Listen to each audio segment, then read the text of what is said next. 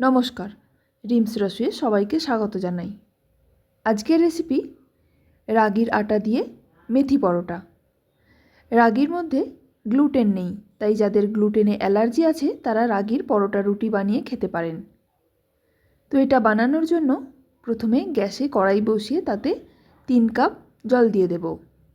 তারপর এর মধ্যে পরিমাণ মতো নুন আর 1 চামচ ঘি দিয়ে দেব।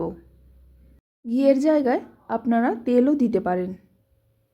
এরপর জলটাকে ফুটতে দেব।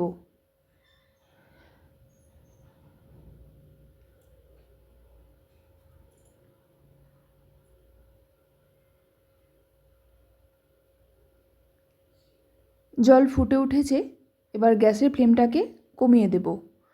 তারপর এর মধ্যে দিয়ে দেব 3 কাপ রাগির আটা। এরপর নেড়েচেড়ে ভালো করে মিশিয়ে নেব। তারপর গ্যাসের ফ্লেমটা বন্ধ করে ঢাকা দিয়ে 15 থেকে 20 মিনিট রেখে দেব।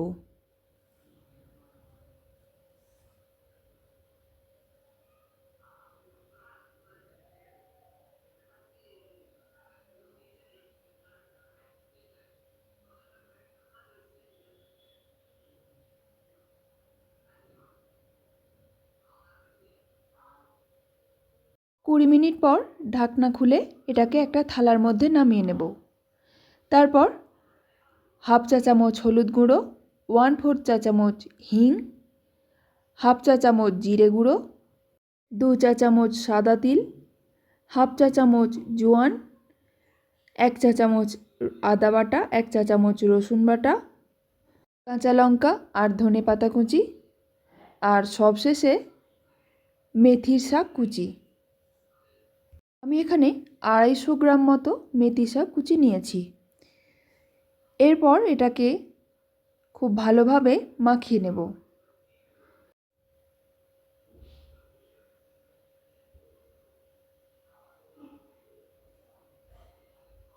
এবার এর মধ্যে 1 টেবিল চামচ তেল দিয়ে দেব। তারপর আবারও কিছুক্ষণ ভালোভাবে মাখিয়ে লেচি কেটে নেব।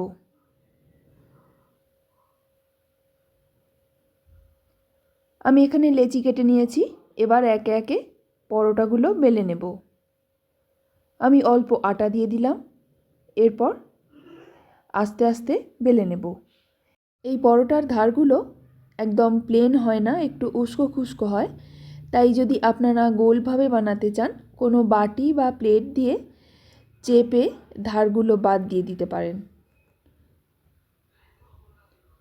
একটা পরোটা বেলা হয়ে গেল। এবার আমি এটাকে তাওয়ার মধ্যে দিয়ে দেব।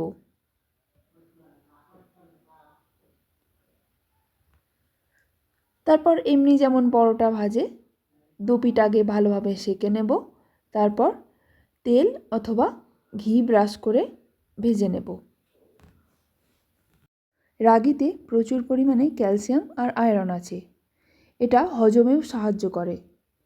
যারা ওয়েট লস করতে চাইছেন তারা এইভাবে রাগির আটার রুটি অথবা পরোটা বানিয়ে খেতে পারেন।